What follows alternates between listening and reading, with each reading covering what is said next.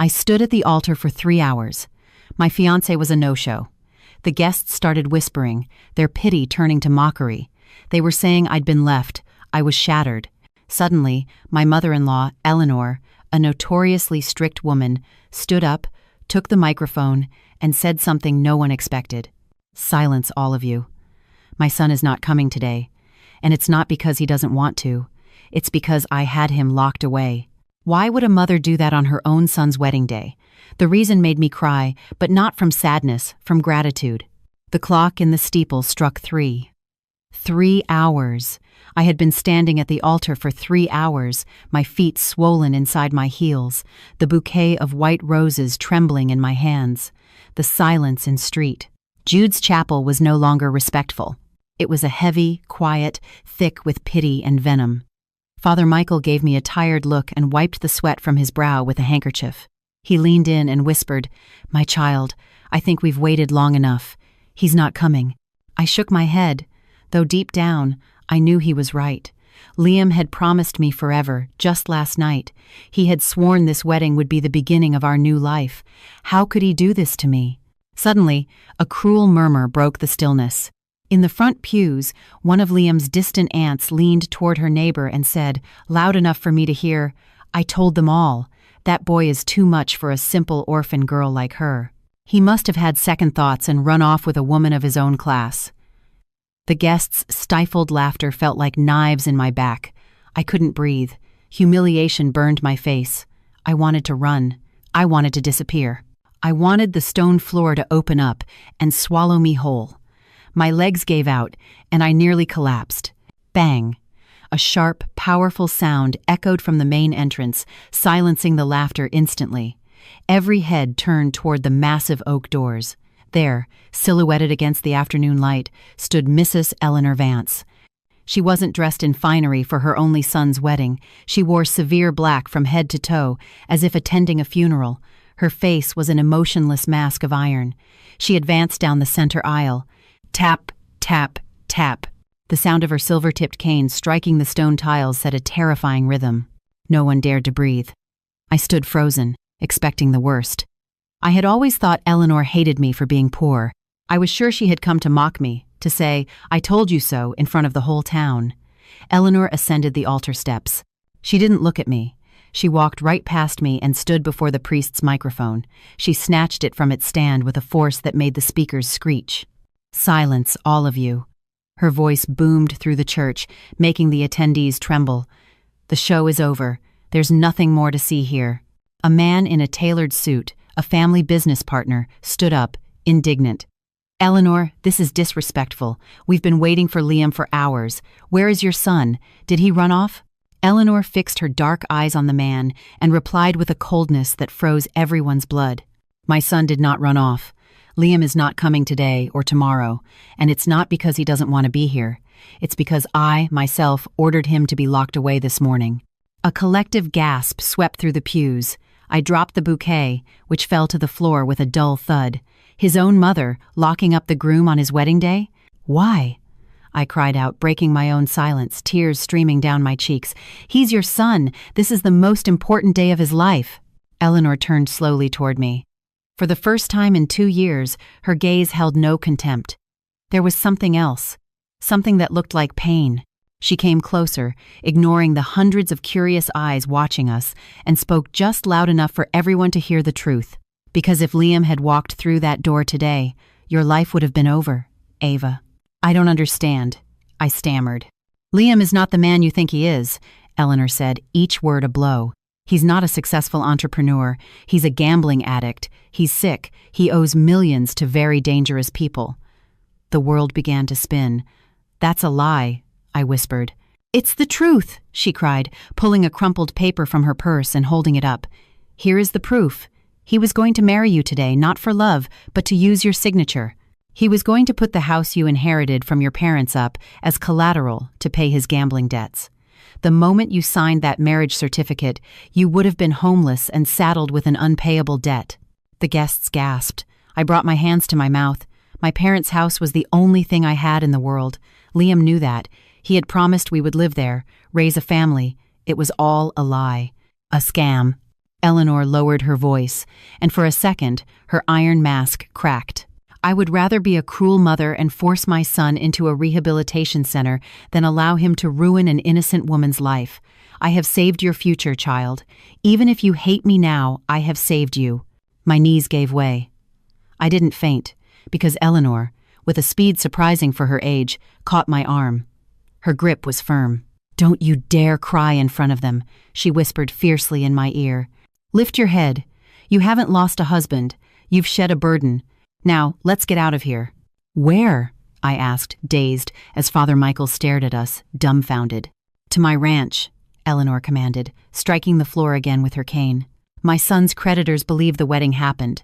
They will come looking for you at your house tonight, thinking you're his wife. If you want to live, you will come with me." Without waiting for my answer, she dragged me down the aisle. We passed the guests who had mocked me moments before. Now they lowered their heads in shame. We walked out of the church into the blinding afternoon sun.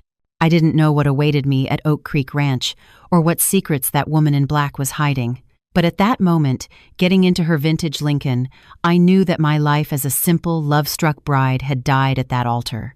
The engine of the old car roared to life, carrying us away from the church and the prying eyes of the town. I sat in the back, my fists clenched on the fabric of my wedding dress, which now felt like a white shroud. Beside me, Eleanor stared straight ahead at the road, her back ramrod straight, her hands resting on her cane. The silence inside the car was suffocating, broken only by my ragged breaths. I couldn't take it anymore. "Stop the car!" I yelled, banging on the window. "I'm not going anywhere with you. You're insane. You just had your own son kidnapped." Eleanor didn't flinch. Without turning her head, she said in a quiet but razor-sharp voice, "If you get out now, Ava, you'll be dead before sunrise." Her words chilled me to the bone. I slumped back against the seat, trembling. "What are you talking about?" I asked, my voice barely a whisper. "Who would want to kill me? I'm just an accountant. I don't have any enemies." Eleanor sighed, a long, weary sound that betrayed the weight on her shoulders. She turned slowly to look at me. "You don't, but my son does. Liam owes a fortune to a man named Marcus Thorne. He's a ruthless loan shark who controls the city's criminal underbelly. Liam promised to pay him today, right after the wedding." "With what money?" I asked, already dreading the answer. "With yours," she said bluntly. "Liam forged documents, made Thorne believe you were a wealthy heiress, and that by marrying you, he'd have full access to the deeds of your family property. Thorne agreed to wait until the wedding night. If he doesn't get his money today, he will come to collect the debt in blood." Nausea rose in my throat. My family property was just a modest old house my parents had left me, and I had just sold it a week ago to pay for this wedding and Liam's supposed investment. "I have nothing," I cried out in rage. "I sold the house. I gave all the money to Liam for his business venture." Eleanor closed her eyes for a moment, as if in physical pain. "Then it's worse than I thought. Liam gambled that money away days ago. There isn't a cent left. If Thorne finds you alone and discovers you don't have the money, he will show no mercy. He'll think you were in on the scam." The car turned sharply, leaving the paved road for a bumpy dirt track. In the distance, I saw the imposing silhouette of Oak Creek Ranch. It looked like a dark, solitary stone fortress, surrounded by giant trees casting long shadows in the late afternoon sun. "And what do I gain by going with you?" I retorted, wiping my tears angrily. "You're the mother of the monster who ruined me." "You gain protection," Eleanor said, her authoritarian tone returning. "My ranch has high walls and armed men. Thorne won't dare set foot on my land so easily.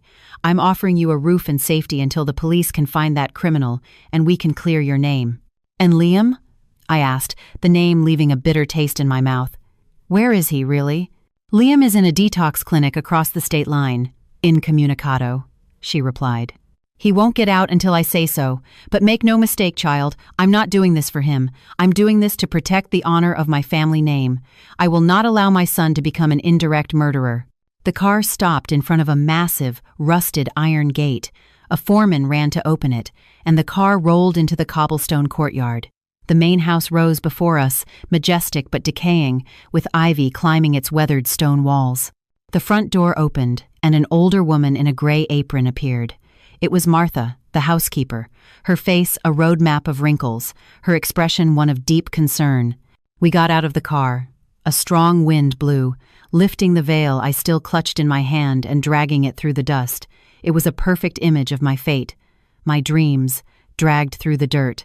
"Welcome to Oak Creek," Eleanor said, tapping the ground with her cane. "You'll be safe here, but I warn you, there are rules in this house. Follow them and you will survive.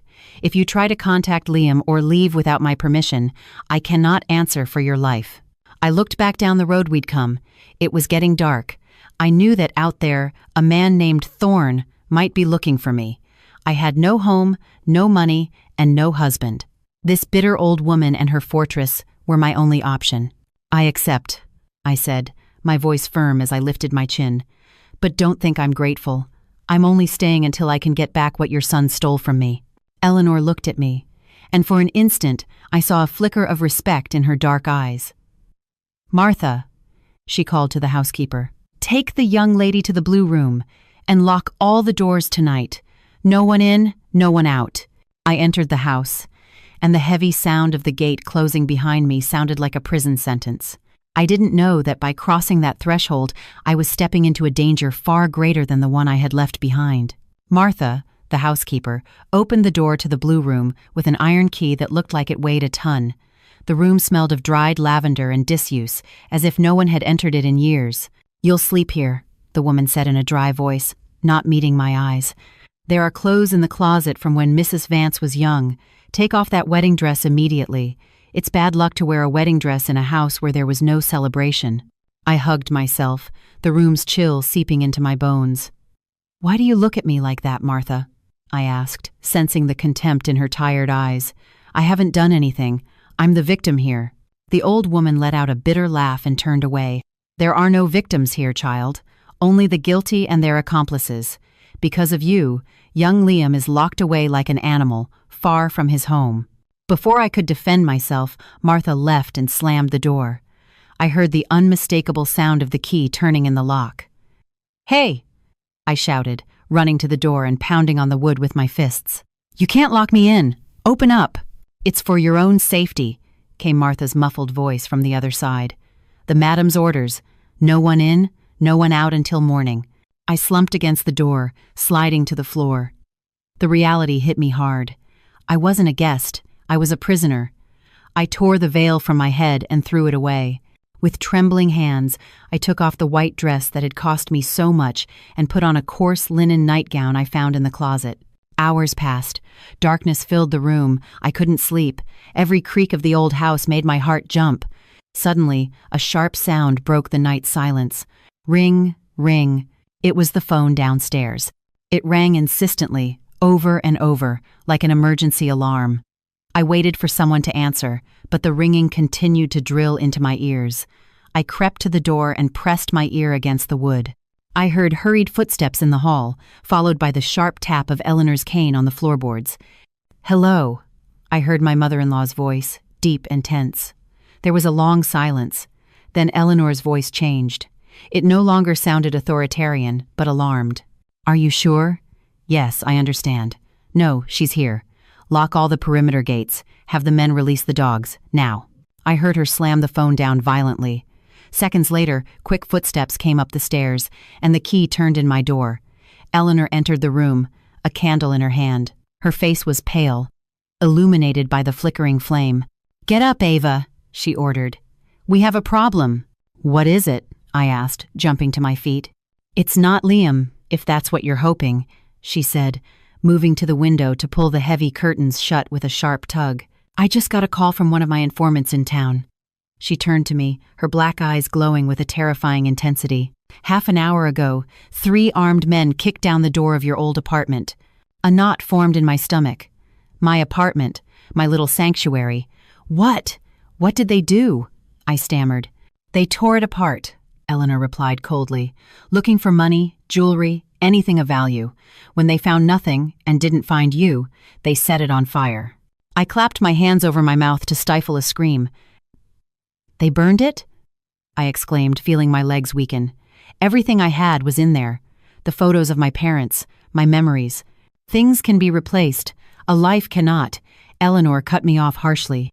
"Understand this, Ava. Those men were Thorne's collectors. They went looking for you to collect Liam's debt." If you had gone back to your home after the church, as you wanted, you'd be dead among the ashes right now. Terror paralyzed me. The woman in front of me was not exaggerating. The threat was real, and it had just destroyed my past. "Do they know I'm here?" I asked in a small voice. Eleanor blew out the candle, plunging us into near darkness. "Not yet, but Thorne is no fool. When they see you weren't at your place, they'll start looking at family connections. Sooner or later, they'll look toward this ranch." She came closer and grabbed my shoulders, her fingers digging into my skin.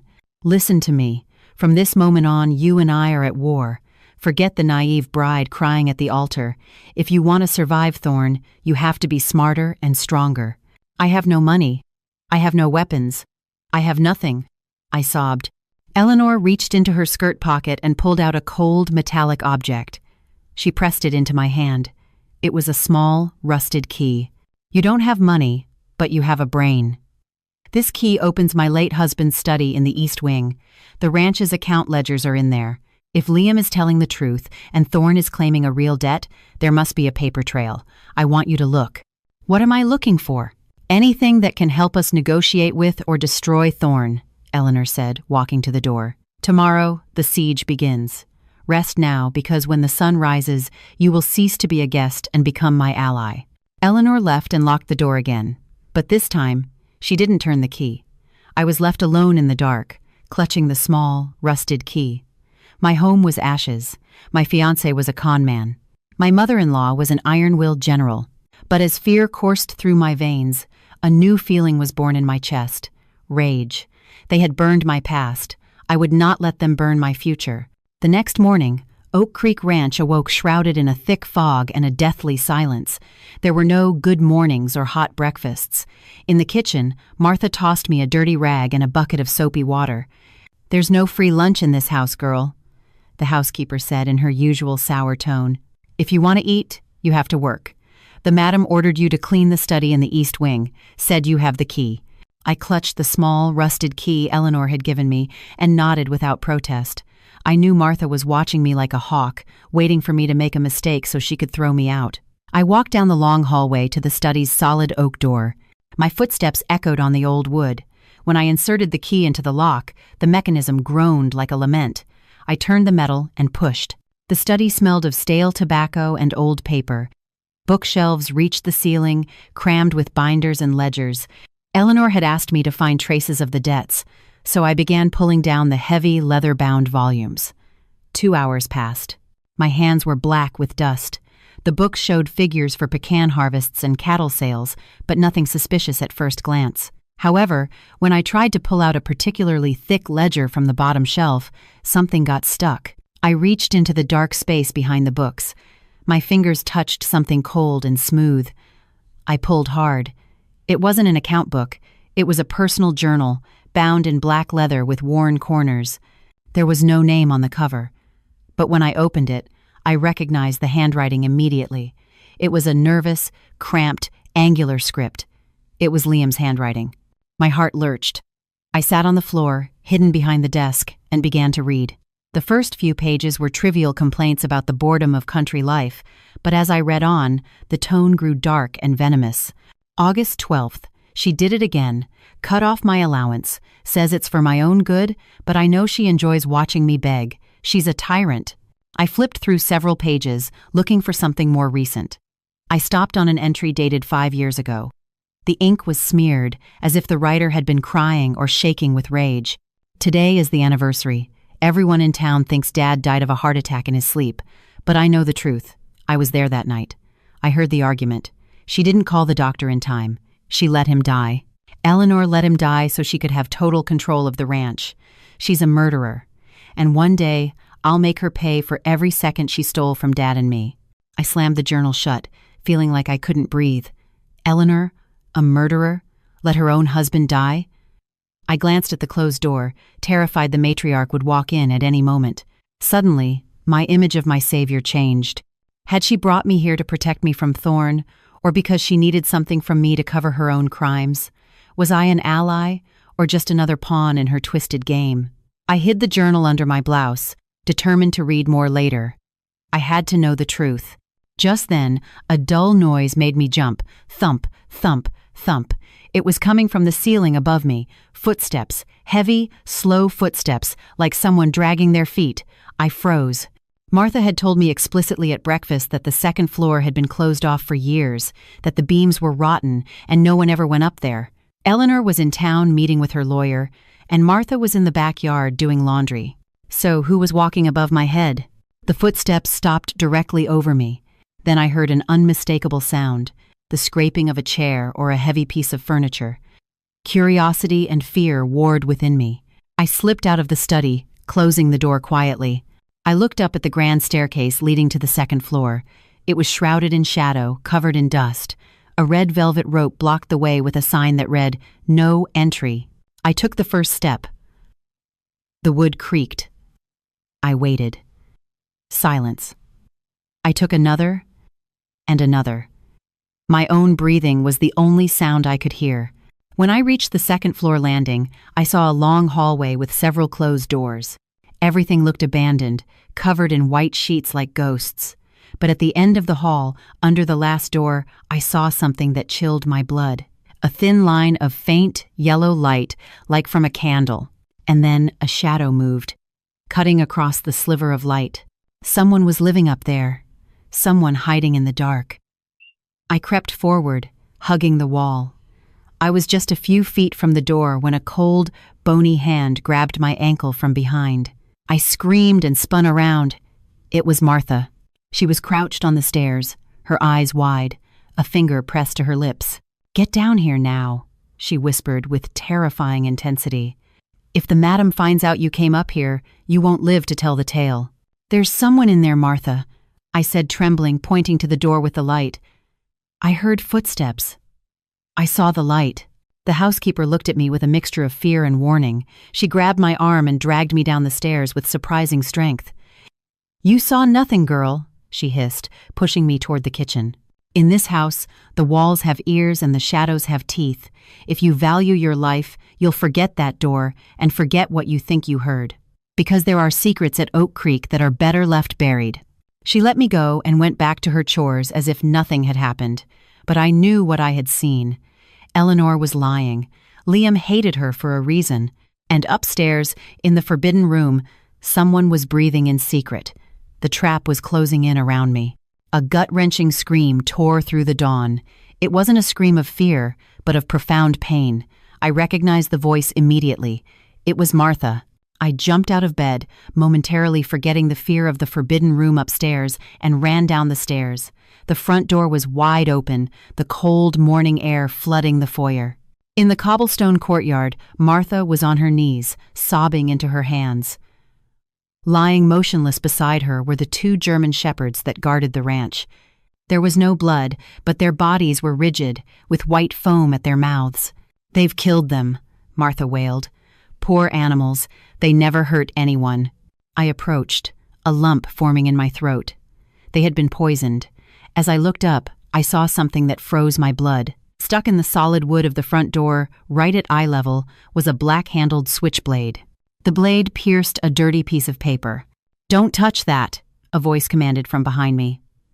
Mrs. Vance appeared in the doorway. She was dressed impeccably as always, but her face was paler than usual. She walked to the door with a steady gait, ignoring Martha's cries, and yanked the knife out with a sharp tug. She unfolded the paper. I moved close enough to read the letters scrawled in red ink. "The wedding was canceled, but the debt is still alive. You have 1 week to pay the principal plus interest. If you don't, the next ones won't be the dogs. It will be the new lady of the house. Sincerely, Thorne." Thorne knew I was here. The threat was direct. Eleanor crumpled the paper in her fist with rage. "Jed!" she shouted, her voice echoing across the courtyard. The ranch foreman came running from the stables, his hat in his hand. "Yes, ma'am?" "I want all the men armed," Eleanor ordered, her voice the cold, calculating tone of a general in battle. "Get the shotguns from the gun safe. Double the shifts, watch the perimeter day and night. If you see an unfamiliar car approach the gate, fire a warning shot. If it doesn't stop, shoot out the tires." "But ma'am," the man stammered, that's war." "They started this war when they killed my dogs," she cut him off. Now go, move." The men scrambled to follow her orders. The courtyard transformed into a military camp in seconds. Eleanor turned to me. "Get inside, Ava, and stay away from the windows." That night, dinner was a funeral. Martha served the soup with red, swollen eyes. The silence in the dining room was so thick you could cut it with a knife. Outside, the wind howled, and every so often we'd hear the distant barking of neighboring farm dogs, a grim reminder of our own loss. Eleanor ate slowly, her eyes fixed on her plate. I couldn't manage a single bite. The image of the knife in the door and the diary I'd read the day before spun in my head. "You knew this would happen," I said suddenly, breaking the silence. Eleanor set her spoon down gently. "I knew Thorne would come to collect. He's a businessman, in his own filthy way." "In Liam's diary," I began, and I saw Eleanor's eyes lock onto me like daggers. "He wrote that you're dangerous, that you let your husband die to take everything for yourself." Martha gasped from the kitchen, but Eleanor remained calm. She wiped her mouth with her napkin and stared at me. "So, you've been reading things that don't concern you," she said in a quiet voice, far too quiet. "I need to know who is protecting me," I retorted, holding her gaze, though my hands trembled under the table. "Is it true? Did you let Liam's father die?" Eleanor stood and walked to the fireplace. The firelight illuminated her severe profile. "My husband, Liam's father, was a charming man. He had an easy smile and a weak heart," she began, staring into the flames. "But he had the same poison in his blood as my son. The gambling." She turned to me, and I saw an infinite sadness in her stone-like face. "He lost land, he lost cattle, he lost the money for Liam's education. One night he had a heart attack after losing a colossal bet. I was there, yes, but I didn't let him die out of cruelty, Ava." She took a step toward me, leaning heavily on her cane. I tried to give him his medication, but he knocked it out of my hand. He was drunk and furious over his loss. He died screaming curses at his own luck. Liam was just a boy, listening from behind the door. He only heard the shouting. He didn't see how I tried to save his father until the very end. He has hated me ever since. And ever since, I have sworn I would not let that vice destroy what little we had left. "That's why you're so hard on Liam," I whispered, beginning to understand. "I am not hard for pleasure. I am hard because I have spent my life cleaning up the messes of the men in this family," Eleanor said bitterly. "And now I am cleaning up the mess he made of you." At that moment, a loud boom shook the house. Bang! It came from outside. It wasn't thunder. It was a shotgun blast. Eleanor and I looked at each other. The fear vanished from her face, replaced by a fierce determination. "Stay here," she ordered, walking to a corner cabinet to retrieve an old revolver. "Thorne has come for dinner." "I'm not staying hidden while we're under attack," I said, rising from my chair. A strange courage was born in my chest. "If they're coming for me, I'm going to face them." Eleanor looked at me and gave a slight nod, loading the gun. "Then don't leave my side. Tonight we either defend Oak Creek or we lose everything." The echo of the gunshot faded, leaving a ringing in my ears. Eleanor kicked open the front door, revolver held high. I followed, trembling but not stopping, grabbing a heavy iron fire poker as my only defense. In the courtyard, Jed, the foreman, was reloading his shotgun with nervous hands. There was no one else, just dust settling on the driveway. "What happened?" Eleanor demanded, lowering her gun but not its safety. "A black SUV, ma'am," Jed said, his voice shaky. "They were cutting the chain on the gate. I fired in the air to scare them. They sped off toward town, but they yelled they'd be back with more men before sunrise." Eleanor nodded, her face hardened with tension. "You did well. Double the guard. No one sleeps tonight." We went back inside, and Eleanor bolted the door with 3 locks. She leaned against the wood, breathing heavily. For the first time, I saw her hands were shaking. The Iron Lady was starting to rust under the pressure. "We won't survive a siege, Ava," she admitted, looking me in the eyes. "My men are ranchers, not soldiers. Thorne's men are professional criminals. If they get in, they'll kill us all and loot the house." "Then let's not let them get in," I said, feeling my accountant's brain start working faster than my fear. "If Thorne wants money, let's give him money. You have land, you have cattle. The ranch is worth a fortune." Eleanor let out a dry, bitter laugh. She walked to the study and poured herself a glass of bourbon with trembling hands. "That's the tragedy, child. I am rich in land, but poor in cash." All our liquid assets have been drained over the last few years, paying off Liam's silent debts. I don't even have $5,000 in the safe to pay the ranch hands next week. If I sell the land now, under duress, Thorne or his associates will buy it for pennies on the dollar. That's what they want to corner us. To take my family's legacy for nothing. I walked over to her and gently but firmly took the glass from her hand. You said Liam was stealing from you, but something doesn't add up. Liam is a gambler, yes, but he's disorganized, chaotic. To ruin a ranch like this takes consistency. It takes systematic embezzlement. Eleanor looked at me, her brow furrowed. What are you suggesting? Annie for. What are you suggesting? I'm an accountant, Eleanor. I've audited bankrupt companies that looked solid on the surface. Let me see the ledgers. The real ones, not the ones Liam left in his room, but the ones your administrator handles. Eleanor hesitated for a second, sizing me up. Then she pulled a heavy keychain from her pocket and unlocked a secret drawer in her desk.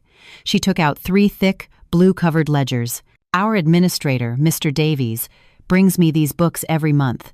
He's worked for my family for 20 years. He's completely trustworthy. When it comes to money, no one is completely trustworthy, I replied, opening the first book on the table. We spent the next 4 hours immersed in numbers. The candle burned down, dripping wax onto the wood. My eyes burned, but I couldn't stop. Eleanor watched in silence, waiting for my verdict. Suddenly, my finger stopped on one line, then another, and another. Here it is, I whispered. What did you find? Eleanor asked, leaning over my shoulder. Look at this. Every month on the 15th, there's a cash outflow under machinery maintenance and fertilizer. They're fixed amounts, $10,000 and $15,000. The machinery is old, it breaks down a lot, she justified. No, Eleanor. Look at the attached invoices. They're from a company called Northern Agricultural Services. But if you check last year's ledger, that company didn't exist. And if you look here, at the actual workshop expenses, the repairs are paid separately to the mechanic in town. I looked up to meet her eyes. You're paying twice. Someone has been siphoning money from this ranch every single month for 3 years, disguising it as operating expenses. This isn't Liam playing poker. This is a slow bleed. Someone in this house is stealing a fortune from you, right under your nose. Eleanor turned pale. She sank into her chair as if she'd been physically struck. Davies, she murmured, her voice choked. He handles the accounts, he makes the payments. He told me the drought had driven up the price of fertilizer. Does Davies have access to the bank accounts? I asked. He has power of attorney to make minor payments. I signed it when I fell ill last year. Then there's Thorne's money, I said with certainty. Davies isn't just robbing you. I bet he's the one who told Thorne the ranch was vulnerable. He created the cash flow crisis so you couldn't fight back. Eleanor's face shifted from shock to fury in an instant. She stood up, regaining the imposing stature that had terrified me in the church. That bastard is due here first thing in the morning with the weekly report. If we confront him without solid proof, he'll run, I warned. And if he runs, he'll take whatever money is left. We need him to confess. We need to know where he's hiding what he stole. What do you propose? Eleanor asked. She was no longer speaking to me like an unwanted daughter-in-law, but as a partner. I smiled. A cold smile I didn't know I was capable of. We're going to set a trap. We'll make him believe we've found something far more valuable than money. Something worth risking coming into this house at night for, even with Thorne's men lurking outside. Eleanor looked at me, and for the first time, a faint smile curved her severe lips. You have the same calculating look as my grandfather. All right, Ava, let's do it. Tomorrow, Davies will fall. Outside, the wind howled like a hungry wolf, but inside the study, fear had transformed into strategy. The alliance of women had just been born. The sun had barely risen when the administrator, Davies, entered the study. He was agitated, sweat plastering his shirt to his back, his eyes darting from side to side like a cornered animal. Mrs. Vance, he said without greeting, slapping the desk with his palm. Thorne's men have cut off the water supply. If we don't sign over the land today, they'll burn the barns. I have the buyer on the phone. He's offering cash, right now. Eleanor, seated in her leather armchair with a calm I knew was feigned, slowly shook her head. We are not selling, Mr. Davies. Put those papers away. Davies's mouth fell open in disbelief. Are you insane? They're going to kill us. We don't have the cash to pay your son's debt. We no longer have a cash problem. I interjected, stepping out from the shadows of a bookshelf. In my hands, I held an old wooden box, secured with a rusted padlock. A miracle happened last night. Davies's eyes fixed on the box. Greed instantly shone in his gaze. "What is that?" he asked, his voice dropping. Ava was cleaning the chimney and found a loose stone in the wall. Eleanor lied with astonishing naturalness. "It's my grandfather's emergency reserve. Gold coins." I dropped the box on the desk. It landed with a heavy, metallic thud.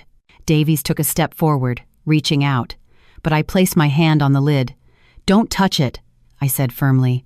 "There's enough gold in here to pay Thorne 3 times over and save the ranch. But we have a problem. We can't go into town to exchange it with those thugs watching the gate." Davies ran his tongue over his dry lips. His mind was working at lightning speed. "I can get it out," he offered quickly, a helpful smile on his face that made my skin crawl. "My car is old. It won't attract attention. I'll take the gold to the bank, exchange it, and bring back the cash to pay Thorne this afternoon." Eleanor and I exchanged a quick glance. The fish had taken the bait. "It's too risky, Davies," Eleanor said. "We'll keep it in the office safe until tomorrow. When the guard changes, we'll try then. It's madness to leave that here," he insisted, desperate. "If Thorne gets in, he'll steal everything." "Let me do it, ma'am. I'll protect it with my life." I said no, Eleanor decreed. "You may leave. Come back tomorrow." Davies left the study reluctantly, casting one last, longing look at the wooden box. "Do you think he'll be back?" I asked as soon as the door closed. "A thief never passes up an opportunity," Eleanor replied, reloading her revolver. "Tonight, we sleep in shifts." Night fell over the ranch like a heavy shroud. We turned off all the lights to pretend we were asleep. Jed, the foreman, hid behind the curtains in the study. Eleanor and I waited in the hallway in absolute silence. 2 hours passed. 3. Just as my eyelids were growing heavy, we heard a noise. Click. Someone was picking the lock on the back service door. Stealthy footsteps crossed the kitchen and moved toward the study. We waited. We heard the creak of the study door opening. Then, the sound of someone breaking the padlock on the wooden box. And then the silence was shattered by a cry of pure fury. "Rocks! They're damned rocks!" Eleanor flipped on the hall light and we burst in. Davies stood at the desk with the open box. Inside was no gold, only river stones and old pieces of iron. Seeing us, he tried to run for the window, but Jed stepped out from behind the curtains and aimed his shotgun squarely at his chest. "Stay right there, you traitor," the foreman growled. Davies raised his hands, trembling. His mask of the faithful employee had completely crumbled. "This is a trap," he stammered. "You witches. The only trap here is the one you set for us," I said, throwing the real ledgers onto the desk. "We know everything, Davies. The phantom fertilizer, the fake repairs. You've been robbing this family for 3 years. Eleanor advanced on him, her cane tapping the floor. She seemed to tower over him. "How much did Thorne pay you to leave us defenseless?" she demanded, her voice like thunder. "Speak, Davies." Cornered, he let out a nervous, evil laugh. "Thorne didn't have to pay me anything. I went to him. I told him your son was an idiot and this ranch was ripe for the picking. You're just 2 women, alone. This land needs a man to run it." "Where is the money you stole?" I demanded. "The real money." "Spent," Davies spat. "And what's left is far from here. You'll never get it back. And when Thorne gets in, he'll kill you both, and I'll get my commission." "Jed," Eleanor ordered coldly, "take him to the barn and tie him up securely. Tomorrow we hand him over to the police along with the ledgers." Jed grabbed Davies by the collar and dragged him toward the door. Davies kicked and screamed, "You're fools! Thorne isn't alone. He has someone else on the inside, someone of your own blood." Eleanor froze. "What did you say?" she asked, but Jed had already hauled the man out into the courtyard. We were left alone in the study. The victory tasted bitter. We had caught the thief, but his final words hung in the air like a toxic cloud. "Someone of my own blood," Eleanor repeated in a whisper, and for the first time, I saw terror in her eyes. "Ava, if Davies is telling the truth, Liam didn't escape the rehab center. Someone had to have helped him." At that moment, the phone rang, a long, agonizing ring in the dead of night. Eleanor answered. She listened for a few seconds, and the receiver slipped from her hand, dangling from its cord. "What is it?" I asked, shaking her. "That was the state police," Eleanor said, her voice dead. The patrol car transferring Liam to another facility was ambushed an hour ago. The officers are wounded. Liam is gone. And Thorn? Thorn took the officers' weapons. They're coming here, I understood instantly. Both of them. Eleanor nodded, grabbing her revolver with renewed force. This isn't about a debt anymore, Ava. It's an execution. Get ready. Tonight, it all ends. The storm broke over Oak Creek Ranch with a violence that rattled the windows. A nearby lightning strike lit up the living room for a split second, and then the entire house was plunged into absolute darkness. The power was out. "Martha!" Eleanor shouted from the hallway. "Bring the candles, quickly!" I was in the kitchen searching for matches when I heard a sound that wasn't thunder. It was the sharp crack of breaking glass. It came from the back window, the one overlooking the old orchard. I stood motionless, holding my breath. I grabbed a kitchen knife from the counter, my grip tight. "Who's there?" I asked, my voice trembling in the gloom. No answer, but I heard heavy, ragged breathing like a wounded animal. Another flash of lightning illuminated the room, and I saw a silhouette framed in the broken window. A man was climbing inside, soaked by the rain and covered in mud. He stood up slowly and wiped the water from his face. When he looked at me, I felt the floor drop out from under me. "Hello, my love," he said in a hoarse, mocking voice. "Aren't you going to say hello to your husband?" It was Liam, but not the Liam I knew. His suit was in tatters. He had a deep cut on his cheek, and his eyes were bloodshot, wide with a manic energy. "Liam," I whispered, backing away until I hit the table. "You're supposed to be in jail." He let out a dry laugh that sounded more like a bark. "Jails aren't built for people with my connections, Ava. Thorn helped me out of that police transport. It was quite a show. But now I owe him even more, and you're going to help me pay it." He took a step toward me. I raised the knife. "Don't come any closer," I shouted. "I know the truth. I know you only wanted to marry me to steal my parents' inheritance." Liam stopped and smiled, baring his teeth. "Well, look at that. The little mouse has a roar. Yes, Ava, I needed your signature, I needed your house, but we don't have time for legal paperwork anymore. Thorn is outside waiting for his money, and if I don't walk out with a bag full of cash or jewels in 10 minutes, he's coming in to burn this place down with all of us inside." "There is no money," I said, trying to buy time. "Davies, the administrator, stole everything. Your mother is broke." Liam's face twisted from mockery to pure fury. He lunged at me with terrifying speed. I tried to stab him, but he grabbed my wrist and twisted it until the knife clattered to the floor. He pinned me against the refrigerator. "Don't lie to me," he screamed in my face, spittle flying. "That old witch always has a stash. Grandma's jewels, the silver bars. Tell me where the safe is." "Let me go!" I yelled, struggling to break free, but he was high on adrenaline and desperation. "Tell me where it is, or I swear I'll kill you right here," he roared, his hands tightening around my neck. "Let her go, Liam, now." Eleanor's voice echoed from the kitchen doorway, as firm and commanding as a thunderclap. Liam spun around, using me as a human shield, but he didn't let go. Eleanor stood there, lit only by the candle Martha held behind her. In her right hand, the old revolver was aimed directly at her son's chest. Her hand was steady. "Mother," Liam sneered, "always so dramatic. Are you going to shoot your only son? Your heir?" "You stopped being my son the day you tried to sell out this family to criminals," Eleanor replied coldly. "Let the girl go." "I need the money, Mother," Liam said, his arm tightening against my throat. I started to cough, gasping for air. "Thorn isn't playing games. If I don't pay him, he'll cut my fingers off one by one. Give me the combination to the safe in the study." "There is nothing in the safe," Eleanor said, taking a step forward. "Davies took what little there was. We're on our own." Liam shoved me violently to the side. I fell, hitting my shoulder hard. He used the distraction to lunge at his mother. "Liar!" he howled. Eleanor tried to fire, but Liam was faster. He slapped her hand, and the revolver went flying, skittering across the floor and disappearing under a cabinet. Liam grabbed his own mother by the shoulders and shook her violently.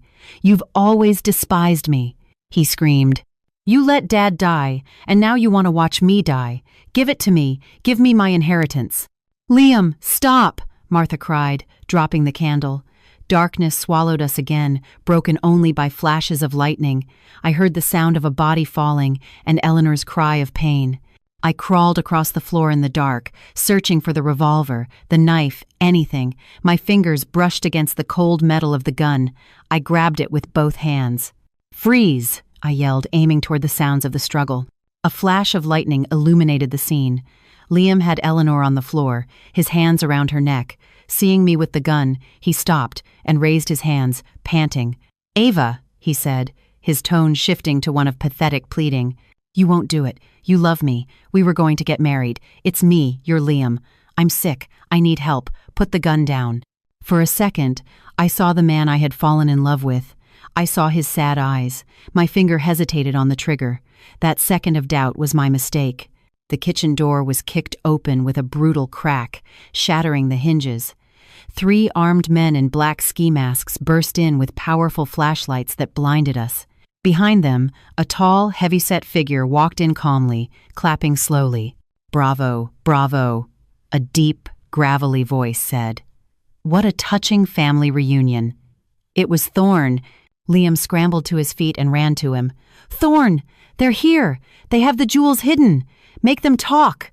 Thorn looked at Liam with disgust, then at me, still on the floor with the gun trembling in my hands. One of his men walked over and wrenched the revolver from my grasp with a sharp blow. "Time's up," Thorn said, pulling out a cigarette. "Nobody leaves here until I have my money, and if it doesn't show up, well, tonight there's going to be a massacre at Oak Creek." We were trapped. No weapons, no lights, and at the mercy of the wolves. Thorn dragged a wooden chair to the center of the kitchen and sat down with a terrifying calm. His 3 men, armed with automatic pistols, blocked the exits. The air smelled of dampness, sweat, and danger. "All right, family," Thorn said, lighting his cigarette with a gold lighter. "The show's over. I want the money, and I want it before I finish this cigarette." Liam, shaking like a leaf, approached his mother, who lay on the floor, propped up by Martha. "Tell him where it is, Mother," he screamed, his voice breaking with hysteria. "Stop being stubborn. Thorn doesn't mess around. Give him the combination to the study safe." Eleanor wiped a trickle of blood from her forehead with the back of her hand. She looked up at her son with a gaze full of infinite disappointment. "There is no money, Liam, I told you. Davies took it all. All that's left is debt and shame. And you are my greatest shame." Liam let out a cry of frustration and kicked a copper pot on the floor. The metallic clang made us all jump. "You're lying," he howled. "You always lie to control me. Do you want to see me dead?" Thorn sighed, bored. He made a lazy gesture to one of his goons. "Make the old woman talk." The man in black advanced on Eleanor. Martha tried to step between them, shouting and waving her arms, but the goon shoved her against the wall with ease. Martha crumpled, clutching her hip and groaning in pain. "Don't touch her," I yelled, trying to get up, but another of the men aimed his pistol directly at my head. "Stay put, dollface," Thorn warned. "Your turn will come." The first man grabbed Eleanor by the collar of her black dress and hauled her up as if she were a rag doll. Eleanor, despite her age, spat in his face. "Coward," she hissed. The man raised his hand to strike her, but Liam stepped in. For a second, I thought he was going to defend his mother. I thought there was some humanity left in him. I was wrong. Liam pushed the goon aside and grabbed Eleanor by the shoulders, shaking her violently. "Enough with the pride," he screamed inches from her face. "Sign the papers to hand over the ranch. If we give the land to Thorn, he'll let us go. Sign, or I swear I'll make you myself." Eleanor looked him in the eye with a deep sadness.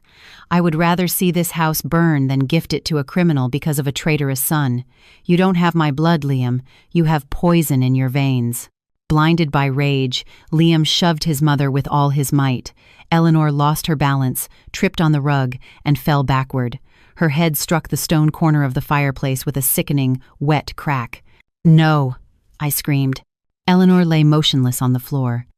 A dark pool began to spread beneath her gray hair. The silence that followed was absolute. Even Thorn leaned forward, intrigued. Liam looked at his own hands, then at his still mother, and took a horrified step back, but made no move to help her. "That's it," Thorn said, dropping his cigarette and grinding it out. "She's no use to me alive anymore. Search the house. Tear down the walls if you have to. Find the money." The men began to move. Liam remained frozen, muttering nonsense. Something inside me snapped. The fear was gone, replaced by a cold, white rage. I looked around.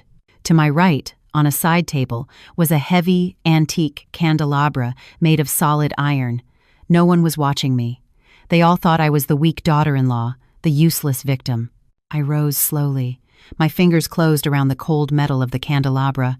Liam turned to me, crocodile tears in his eyes. "Ava, I didn't want to. She made me." I didn't let him finish. With a scream that came from the depths of my soul, I raised the candelabra and brought it down with all my strength on Liam's head. Crack! The sound echoed like a gunshot. Liam collapsed like a sack of potatoes, unconscious before he hit the floor. Thorn jumped up from his chair, surprised, and pulled a pistol from his belt. "Well, well, the kitten has claws," he sneered. But I didn't stop. I knew I couldn't win a gunfight. I knew I only had one chance. "To the cellar!" I yelled at Martha. "Now!" I hurled the candelabra at the oil lamp hanging from the ceiling. The glass shattered, and burning oil rained down on the wooden table and one of the goons, who began screaming and batting at the flames. Chaos erupted. Smoke, screams, and random gunshots. Taking advantage of the confusion, I grabbed Eleanor's arms. Martha, finding a reserve of strength, helped me. We dragged the matriarch across the floor toward the pantry door, where I knew the hidden entrance to the old root cellar was. "Stop them!" Thorn roared through the smoke. A bullet splintered the doorframe just as we pushed Eleanor into the darkness of the stone steps. "Get in, Martha!" I ordered. The housekeeper dove inside. I looked back one last time. Liam was still on the floor, bleeding, as the fire began to lick at the curtains. I slammed the solid oak door and threw the iron bolt, just as a body slammed against it from the other side. "Open up!" the men shouted, pounding on the wood. We were trapped in the dark with a wounded old woman, no apparent way out, and the house burning down above our heads. But for the first time, I was in control. The pounding on the pantry door thundered above us. The wood groaned under the force of the blows from Thorn's men. I knew the iron bolt wouldn't hold for long. "Help me, Martha," I hissed, grabbing Eleanor under the arms. "We have to get her down before they break through."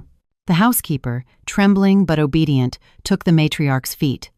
Together, we carried Eleanor's dead weight down the stairs into the absolute blackness of the cellar.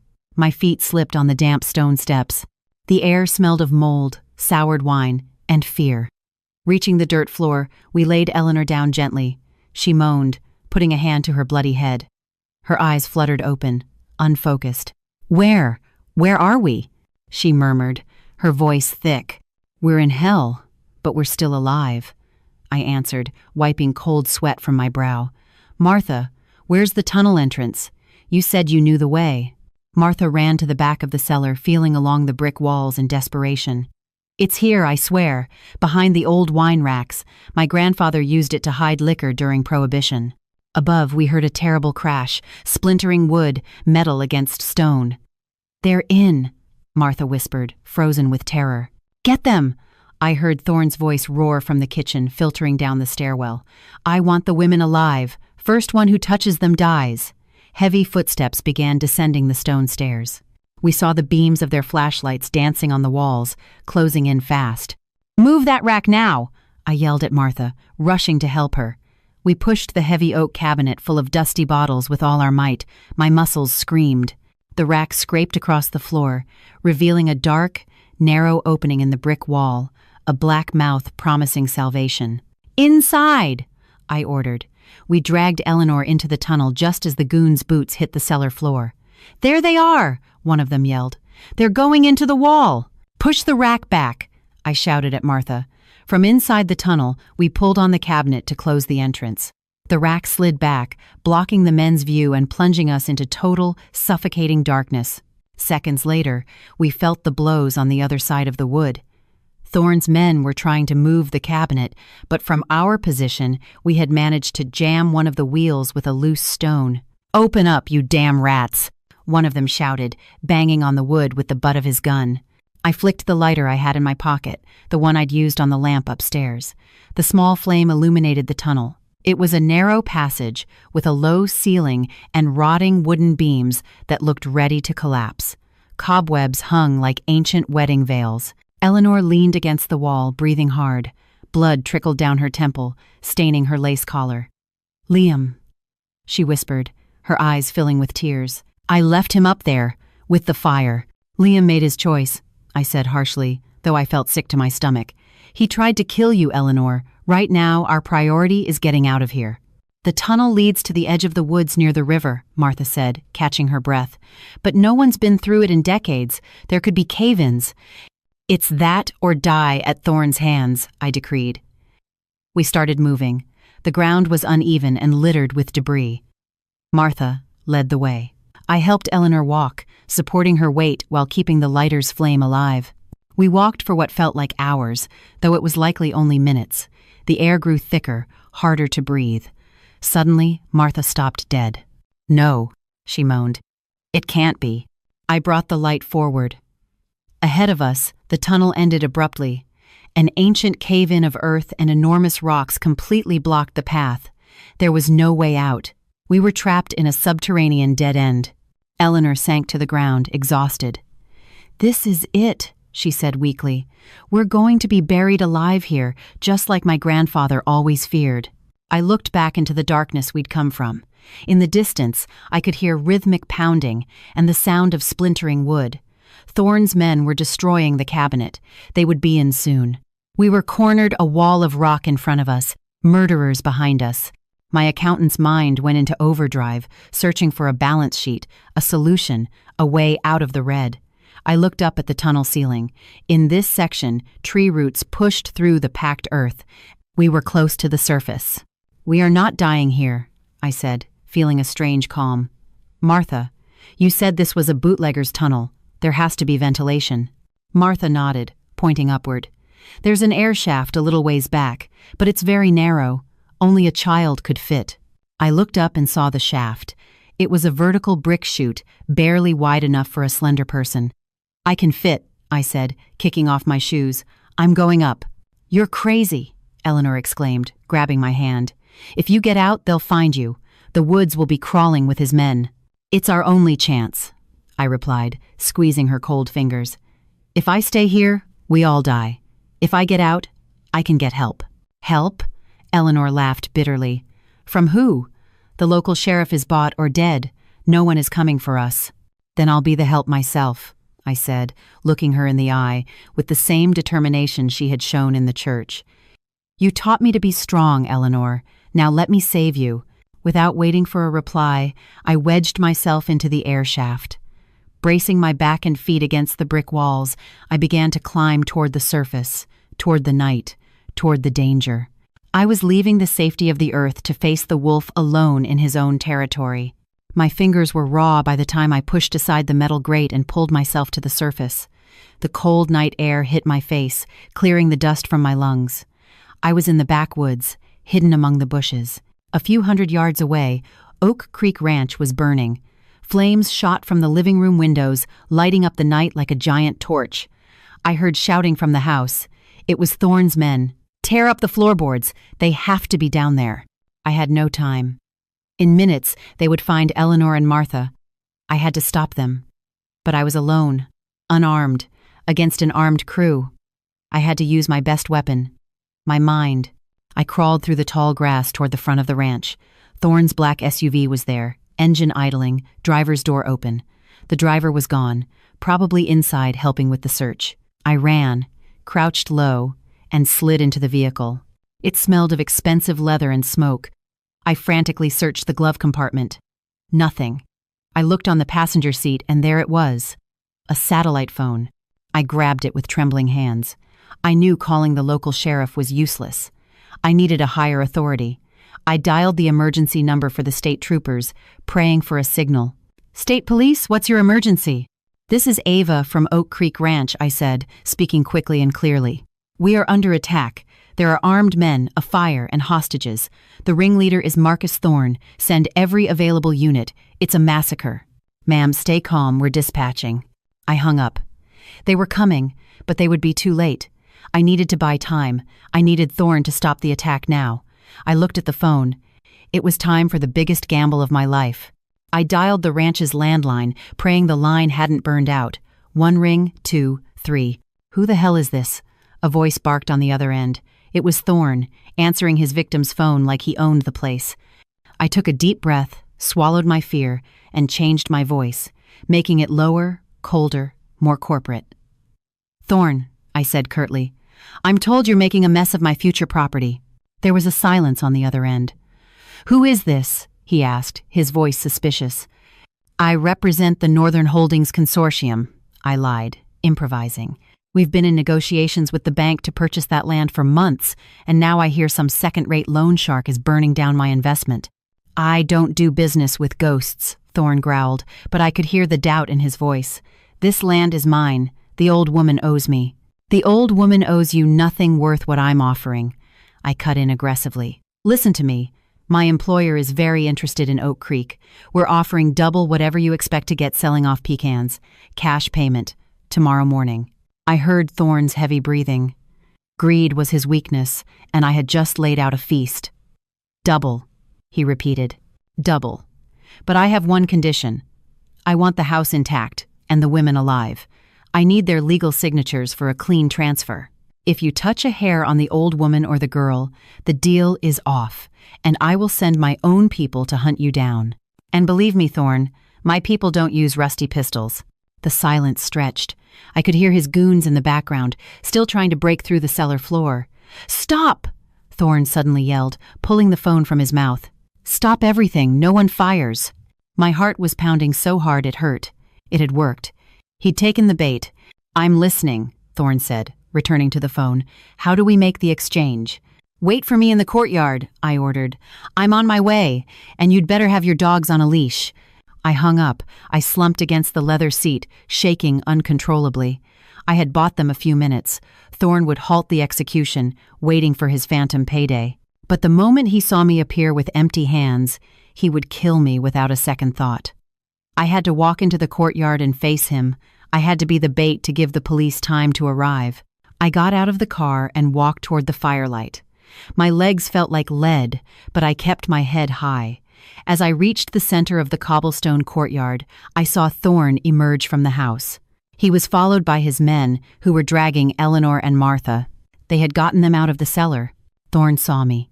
He squinted, searching for the cars of my supposed associates. When he saw I was alone, his face contorted into a mask of pure hatred. "You," he whispered, understanding the deception. "You were the one on the phone." "Let my family go, Thorne," I said, my voice steady, planting myself in front of him. "It's over." Thorne let out a hysterical laugh and pulled his pistol. "It's over, you stupid girl. You have nothing. There is no consortium. There is no money. There's just you and your big mouth. I'm going to enjoy killing you slowly." He raised the gun, aiming at my chest. I closed my eyes, waiting for the impact. But what came wasn't a bullet. It was the sound of sirens. In the distance, on the highway, red and blue lights flashed in the darkness, getting closer at incredible speed. The sound grew into a deafening wail. "It's the state troopers," one of the goons yelled. "Let's go, boss." Thorne, pale with rage, gave me one last look. "This isn't over," he roared. He tried to run for his SUV, but I launched myself at him. I wasn't thinking. I was just acting. I wrapped my arms around his leg, tackling him to the ground. "Let me go, you bitch," he screamed, hitting me on the head with the butt of his gun. I felt a sharp pain and hot blood on my face, but I didn't let go. I gritted my teeth and dug my nails into his ankle. "You're not going anywhere," I screamed. "You're going to pay." Thorne aimed the gun at my head, ready to fire. Bang! A shot rang out, but it wasn't Thorne's. His pistol flew from his hand. He screamed, clutching his shattered wrist. I looked toward the entrance. A state trooper stood there, his gun smoking, surrounded by patrol cars blocking the exit. "Hands in the air!" a voice boomed over a loudspeaker. "You are surrounded!" I collapsed onto the cobblestones, exhausted, as officers swarmed the yard, cuffing Thorne and his men. Amid the chaos and flashing lights, I saw Eleanor. She was hurt, filthy, and leaning on Martha, but she was looking at me. And in the middle of all that hell, she smiled. We had survived. The dawn broke in shades of red and gold, illuminating the damp ashes and the debris of the battle in the ranch's courtyard. Silence had returned to Oak Creek, but it was a different kind of silence, no longer of loneliness, but of hard-won peace. The police took Thorne and his men away. But the most painful moment came when 2 officers led Liam out of the house. His hands were cuffed behind his back. His head bowed. As he passed us, He stopped, looked up, and sought his mother's eyes. "Mother," he pleaded, his voice broken, the voice of a little boy she must have remembered from better times. "Don't let them take me. I'm your blood. I'm all you have left." Eleanor, sitting in a patio chair while a paramedic bandaged her head, stood with difficulty. She leaned on her cane and walked until she stood before her son. There was no hatred in her eyes, only an infinite sadness and an unbreakable resolve. "You are my blood, Liam," she said softly, stroking her son's dirty cheek. "But you stopped being my family a long time ago. Family doesn't steal. Family doesn't try to kill their own mother." "I did it for us," he cried desperately. "You did it for you," she corrected him. "And now you must pay for your mistakes. I gave you life, but I cannot give you my conscience. Goodbye, my son." Eleanor turned and didn't look back as the officers put Liam in the patrol car. We heard the engine fade into the distance, taking with it the ghosts that had haunted this house for years. Eleanor didn't cry, but I saw her shoulders slump, finally releasing an unbearable burden. Weeks passed. Spring came to the valley, blanketing the fields in green. I had finished reorganizing the ledgers. With Davies and Thorne gone and a new, honest management, the ranch was beginning to recover. My work was done. One sunny morning, I came downstairs with my suitcases. Martha was in the kitchen making coffee. When she saw me, she dried her hands on her apron and looked down, hiding a tear. I went out to the porch. Eleanor was there, looking out at her pecan groves. She turned when she heard my footsteps and saw the luggage. "And where do you think you're going, Ava?" she asked, tapping the porch floor softly with her cane. "I'm leaving, Eleanor," I replied, forcing a smile. "The danger is gone. The books are balanced. You're out of debt. You're safe. My purpose here is finished. I don't belong in this house." "You're right," she said, walking toward me. "You arrived here a stranger, the naive fiancé of a man who didn't deserve you." I felt a pang in my heart. I tightened my grip on my suitcase, ready to leave. "But you're wrong about one thing," Eleanor continued, placing her hand over mine to stop me. "You are not leaving." "Why?" I asked, confused. Eleanor pulled an envelope from her pocket and handed it to me. I opened it.